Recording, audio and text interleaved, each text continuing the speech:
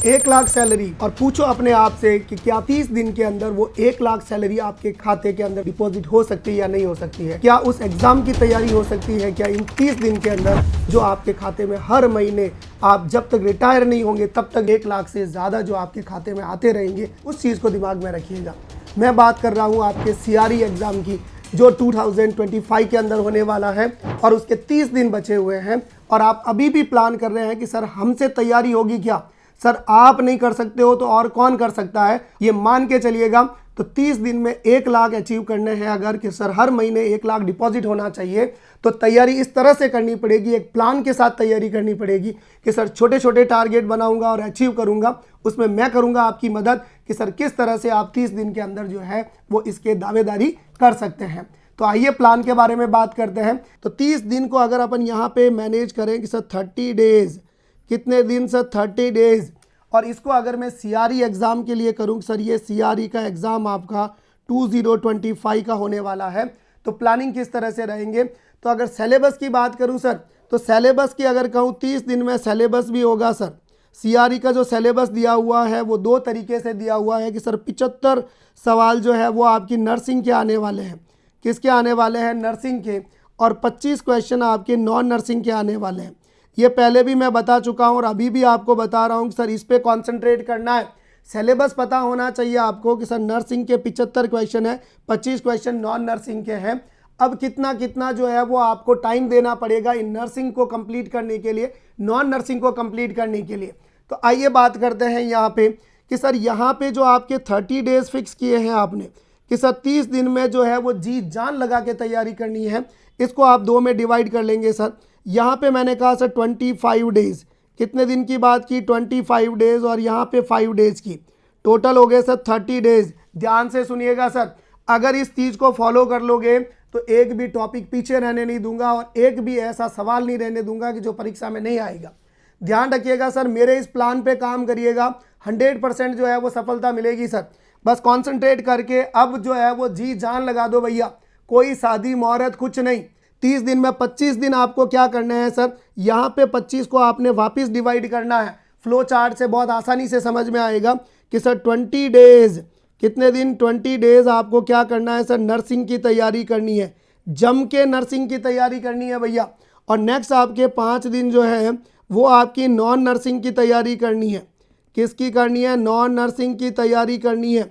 और इसमें भी नॉन नर्सिंग में आप कौन कौन से करेंगे सर, कंप्यूटर, 1 दिन का कंप्यूटर है, बेसिक कंप्यूटर पढ़ना है आपको, कोई हाईलाइट कंप्यूटर नहीं करना है, कोई कोर्स नहीं करना है, राइट। बेसिक चीज़ें हैं कि सर रैम क्या होती है, रोम क्या होती है, WW का मतलब क्या होता है, यही चीज़ें पढ़नी है। हार्डवेयर क्या है, सॉफ्टवेयर क्या है। इसके बाद में बात करनी है आपकी जीके की। जीके में मैं हमेशा कहता रहता हूँ सर करंट पढ़ना है, कोई पुराना जीके नहीं पढ़ेगा, समय खराब नहीं करेगा। समय इज़ प्रीशियस, बहुत प्रीशियस है समय, एक एक सेकंड आपके लिए इंपॉर्टेंट रहेगा। तो यहाँ पे ध्यान दीजिएगा, जीके का करंट पोर्शन आपको पढ़ना है। स्पेशली ध्यान देना है हेल्थ पॉलिसी पे। किस पे ध्यान देना है, हेल्थ पॉलिसीज़ पे ध्यान देना है। नेक्स्ट आपको जो भी आपके स्पेस के अंदर कुछ भी गया है या फिर कोई न्यू इन्वेंशंस है या फिर कोई अवार्ड मिला है या कोई अवार्ड मिला है, न्यू इन्वेंशंस हुए हैं, या फिर आपकी थीम, ध्यान रखिएगा थीम, चाहे वो नर्सिंग की थीम हो, WHO की थीम हो, TNI की थीम हो, कोई भी थीम हो, इन थीम के ऊपर आपको काम करना पड़ेगा। क्लियर। नेक्स्ट आपका सिंपल जो है वो रीजनिंग के क्वेश्चंस आएंगे। सिंपल रीजनिंग के क्वेश्चन है तो ये ध्यान रखिएगा। अब आप अलग से इनको टाइम नहीं देना चाहते हैं तो एक एक दिन भी अगर देंगे तो 3 दिन इनमें लगेंगे, 2 दिन फिर भी आप सेव कर लेंगे। और उन 2 दिन को भी आप क्या करेंगे कि सर अगर कोई भी जगह कम पड़ रहा है समय तो उसको यूटिलाइजेशन कर सकते हैं। नेक्स्ट आप बात करेंगे नर्सिंग की। अब नर्सिंग में मैं सर आपको टाइम टेबल नहीं बता रहा हूँ। क्यों नहीं बता रहा टाइम टेबल, क्योंकि सर अलग अलग बंदे का अलग अलग फेवरेट सब्जेक्ट है। अरे सर मैं कह रहा हूँ मेरा फंडामेंटल स्ट्रांग है तो मुझे वो 5 दिन देने की ज़रूरत नहीं, मुझे 3 दिन देने की ज़रूरत नहीं। आप अपने आप को एसेस करो कि मैंने क्या सब्जेक्ट पढ़ रखा है और क्या नहीं पढ़ रखा।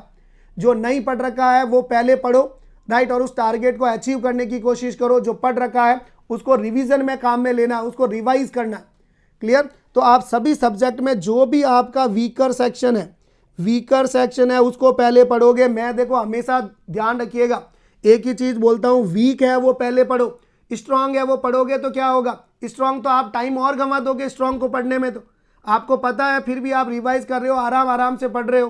तो आपको एक ही चीज़ करनी है कि सर वीकर पॉइंट को आपको पहले कॉन्सेंट्रेट करना है।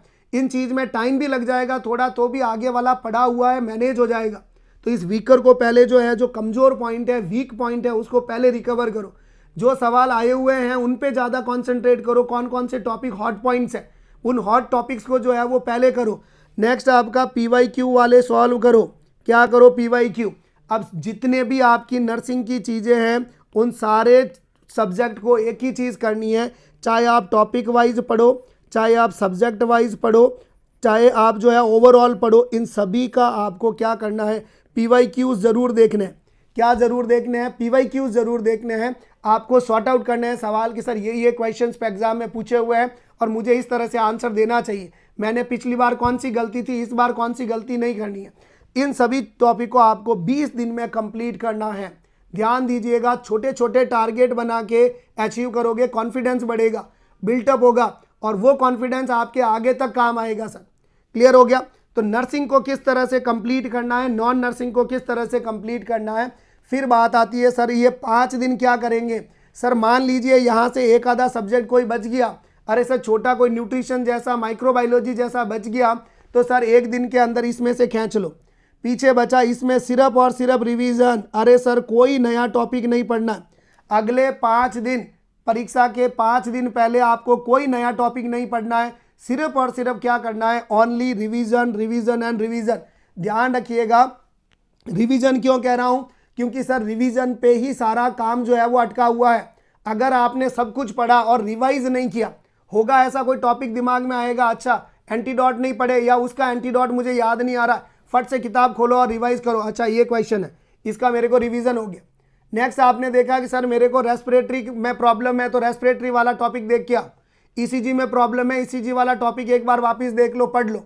तो सर जो हॉट टॉपिक्स हैं यहाँ पे सिर्फ और सिर्फ जो है मोस्ट कॉमन वाले जो टॉपिक्स हैं, मोस्ट कॉमन टॉपिक्स, अभी सीजन क्या चल रही है, सबसे ज़्यादा एग्जाम में कौन से टॉपिक से सवाल आते हैं, वो टॉपिक आपको क्लियर आउट करना है। ये रिवीजन सबसे बेस्ट रहेगा।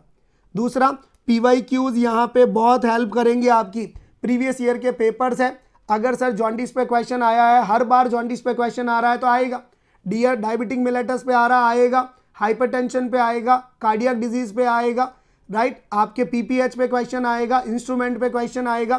तो ये सभी चीज़ें आपको जो टॉपिक्स आपका इंपॉर्टेंट है उन सभी टॉपिक्स पे ध्यान दोगे, राइट। पर नया कुछ भी नहीं पढ़ना है यहाँ पे। ये अगर साइकोलॉजी लेके आप चलेंगे तो सर 30 दिन जो है वो भी आपके लिए ज़्यादा होंगे। 100% है, 1 लाख रुपया खाते में आने स्टार्ट हो जाएंगे, राइट, नौकरी लग जाओगे।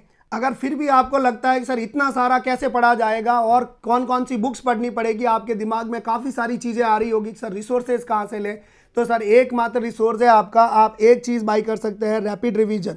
ध्यान रखिएगा सर, रैपिड रिवीजन के अंदर 100 क्लास के अंदर जो है वो सारी 100 आवर्स के अंदर जो है वो पूरी नर्सिंग कर रखी है, नॉन नर्सिंग नर्सिंग दोनों चीज़ें मिल जाएगी, सब कुछ टॉपिक एकदम क्लियर आउट मिलेगा।